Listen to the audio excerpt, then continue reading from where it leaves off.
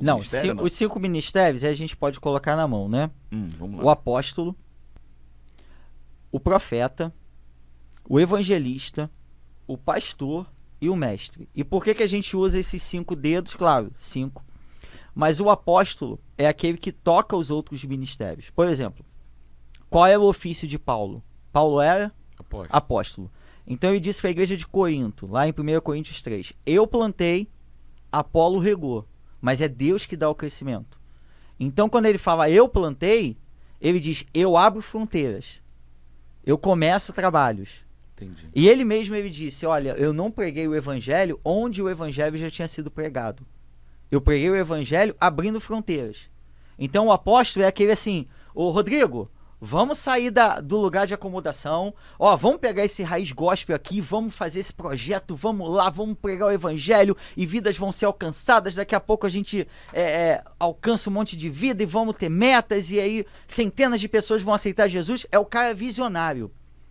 É um motivador, então. Ele é aquele motivador de vambora, vamos pra frente. Da frente de guerra ali, o cara que Exato. vai... Entendi. Vamos pra frente. É o cara que do nada, você vê...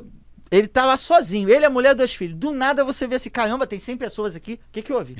Legal. Tem 100 pessoas, tem 200. Enfim, é o cara que te motiva. A pregação do cara, a vida do cara te motiva. Pô, não posso ficar parado. Mas ele pode, pastor, assim, se autodenominar? Não. Teria que ser embaixo de uma hierarquia, de uma denominação, é isso? Sim, numa denominação que admite essa nomenclatura, ele pode ser consagrado a. Mas uma coisa é a nomenclatura, uma coisa é botar a mão na cabeça da pessoa e dizer assim, a partir de hoje você é. Outra coisa é a essência. Entendi. Chamado, né? O chamado, porque o chamado independe de título. A gente olha uma pessoa e fala assim, pô, reconhece o cara. Vou te dar um exemplo agora falando do segundo, que é profeta. O profeta, é porque é isso que diz que é o dedo indicador, é aquele que diz assim, assim diz o Senhor. Entendi. É aquele que aponta. Assim diz o Senhor. Entendi. E profeta, a gente confunde muito hoje, porque a gente confunde profecia com invocação de bênção. Eu profetizo bênção na sua vida. Eu profetizo milagre, eu profetizo vitória. Isso não é profecia. Isso não é profecia. Isso é invocação de bênção. Eu estou desejando bênção. Profecia é declarar a palavra de Deus. Entendi. O profeta, tanto no Antigo quanto no Novo Testamento, ele era o porta-voz de Deus. Outra coisa que a gente confunde também profecia é com predição de futuro.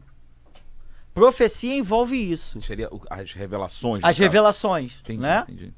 O cara Eu achava que o profeta era o cara que tinha as revelações. Não apenas. É uma das vertentes dele. Ele revela uma coisa da pessoa. Tipo Jesus, quando revelou da mulher lá, ela falou, vejo que é profeta. Não necessariamente, não é só isso, é também isso. Por exemplo, quando a gente ouve um profeta pregar, é sempre aquela palavra de conserto.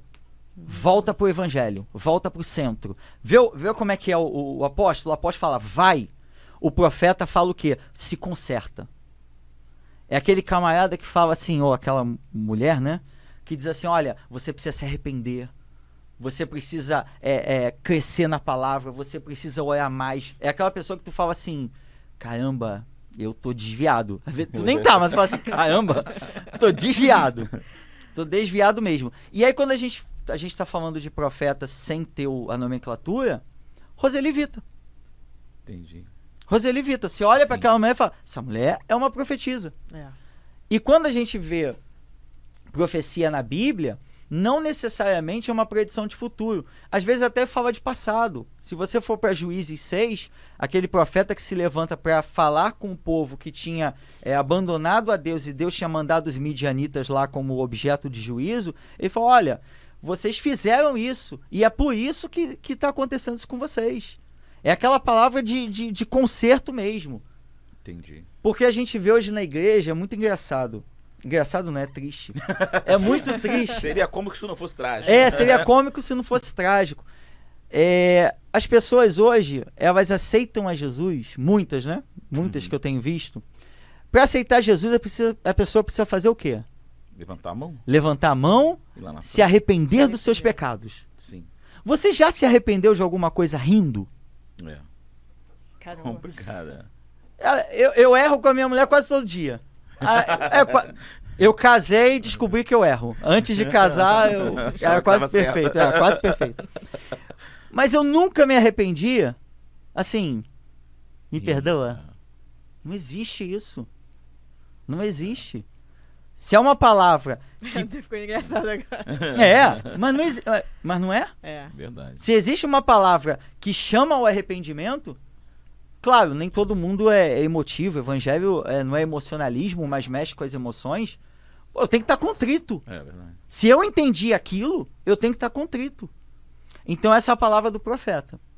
Sim. O evangelista, né, que é o dedo médio, que é o maior dedo, é aquele camarada que ele prega o evangelho e ele vai até onde outros não vão.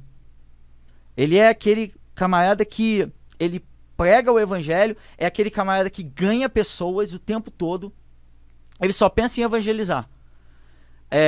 Enquanto o pastor ele pensa em apacentar, enquanto o pastor mantém a ovelha no aprisco, o evangelista joga a ovelha pela cerca. Entendi. Segura aí, garotão. Segura. Segura que eu tô pegando mais. Entendi. É aquele camarada que vai. O pastor, e aí o dedo anelar, né? O pessoal diz que é o camarada que tá casado com a igreja, né? Por isso o dedo anelar. O dedo da aliança. É o que nós conhecemos. Né? Aquele que cuida, aquele que visita, aquele que ora, aquele que tá lá junto, aquele que está passando por um problema, você liga para ele, se está feliz, você liga para ele. É aquele camarada que no dia do pastor ele ganha presente. Todos os outros não ganham presente, mas ele ganha. É o que apacenta. É o que apacenta. E o mestre, ele é o dedo mínimo porque, primeiro porque ele é o menor, né? E segundo que ele vai em detalhes que outros não vão. Ele alcança lugares pequenos que outros não alcançam. Quando você ouve o mestre falar ou quando ouve o mestre pregar, duas coisas vêm à sua mente. A primeira, como eu nunca vi isso na Bíblia? E a segunda é, cara, eu preciso ler mais a Bíblia. Verdade. Eu preciso ler mais a Bíblia. Então você vê, quando você ouve um apóstolo pregando, você fala assim, eu preciso avançar, eu preciso sair da minha mesmice. Quando você ouve um profeta pregando, você pensa, eu preciso me reconciliar com Deus. Quando você ouve um evangelista, você pensa, eu preciso ganhar vidas. Quando você ouve um pastor, você pensa, eu preciso cuidar de vidas. E quando você ouve um mestre pregando, você pensa, eu preciso estar mais conectado com a palavra. Então tudo isso se complementa. Não há uma hierarquia. Porque, voltando ao texto de Paulo, quando ele disse, eu plantei, Apolo regou, veja, ele planta, Apolo rega, porque Apolo era mestre. Se a gente olhar em Atos 18, Apolo era mestre. Então ele que tratava do crescimento da igreja. Mas Paulo vai dizer, mas o crescimento vem de Deus. E aí, veja, plantar é natural. Qualquer um pode plantar. Sim. Regar é natural. Mas fazer a planta crescer, só Deus. O sobrenatural, só Deus pode fazer. Então os ministérios trabalham, claro, interdependentes e, claro, na dependência de Deus.